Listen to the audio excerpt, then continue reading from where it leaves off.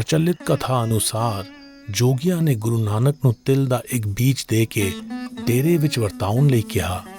ਸ਼ਾਇਦ ਉਹ ਇਹ ਤਵੱਕੋ ਕਰਦੇ ਸਨ ਕਿ ਗੁਰੂ ਨਾਨਕ ਕੋਈ ਕੌਤਕ ਕਰਨਗੇ। ਗੁਰੂ ਨਾਨਕ ਦੀ ਵਿਲੱਖਣਤਾ ਇਹੋ ਸੀ ਕਿ ਉਹ ਆਪਣੇ ਖਿਆਲਾਂ ਦਾ ਅਸਲਾ ਅਮਲੀ ਮਿਸਾਲਾਂ ਨਾਲ ਬਿਆਨ ਕਰਦੇ ਸਨ। ਉਹਨਾਂ ਨੇ ਤਿਲ ਦੇ ਬੀਜ ਨੂੰ ਹੋਰ ਸਮੱਗਰੀ ਵਿੱਚ ਮਿਲਾ ਕੇ ਰਗੜਿਆ ਅਤੇ ਡੇਰੇ ਵਿੱਚ ਵਰਤਾਉਣ ਲਈ ਲੋੜੀਂਦੀ ਮਿਕਦਾਰ ਤਿਆਰ ਕਰ ਲਈ।